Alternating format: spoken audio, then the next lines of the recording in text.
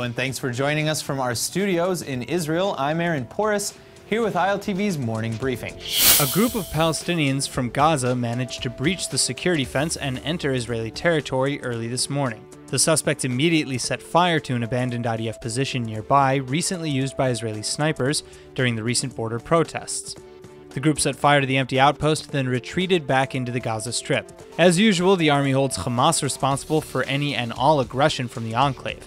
Israeli tanks have just unleashed a barrage of shells on a Hamas observation post in retaliation. Obviously, this is only the latest in a long string of infiltration attempts and aggression by Palestinians in the Gaza Strip, though. This unrest reached its peak last week at the end of the 6-week-long March of Return protest sponsored by Hamas. The terror group reportedly offered to cede the violence in exchange for Israel softening its military responses. For that reason, possibly, this past weekend was the calmest in months along the Gaza border. Still, tensions are obviously extremely volatile in the wake of last week's opening of the U.S. Embassy in Jerusalem. Soldiers along the border remain on high alert. Tensions along the Gaza border have begun to spread to the West Bank.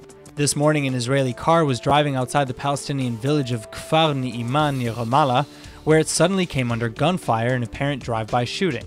None of the Israeli passengers were injured. The car itself took several bullets.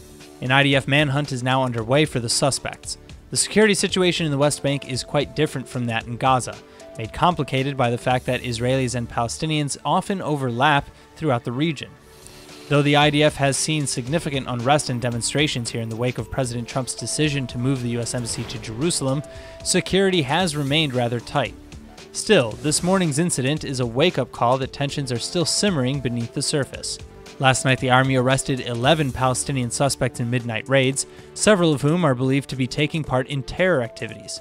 Despite frozen ties with the PA, security collaboration is perhaps the only place where Israeli and Palestinian authorities continue to cooperate. In other West Bank protest news, as a small delegation of United States consulate members in Jerusalem headed towards their vehicle, a crowd of Palestinian demonstrators gathered with placards reading that the United States is not welcome in Palestine. As the car drove off, it was also pelted with eggs. While there are no injuries reported, the United States has responded harshly. The State Department stated that the delegates were on a visit to, quote, promote educational and cultural exchange at the time of the incident. Further, it accuses the demonstrators of intimidation, saying that the U.S. opposes the use of violence and intimidation to express political views.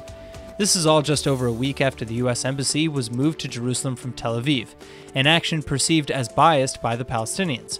Israel has considered Jerusalem as its capital since the Six-Day War, and the U.S. Congress voted to acknowledge this fact back in 1995. But while President Trump views the recognition of Jerusalem as one 23 years in the making, the Palestinians seek Jerusalem to be the capital of their future Palestinian state as well.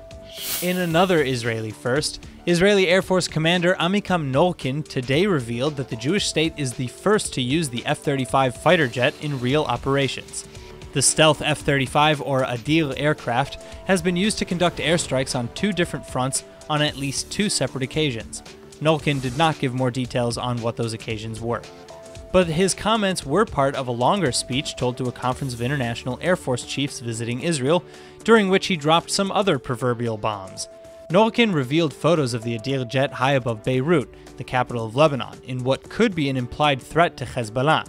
And further, he also acknowledged that Iranian forces fired 32 rockets at Israel's Golan, not 20, as previously stated. Thankfully, as Nolkin pointed out, Israel's amazing multi-tiered air defense network prevented any wider destruction. Speaking of Iran, U.S. Secretary of State Mike Pompeo has just unveiled the next step in the United States' plan to deal with the Iranian regime, following the exiting from the JCPOA. Pompeo said that the Trump White House was gearing up to impose, quote, unprecedented financial pressure on the Iranian regime, end quote.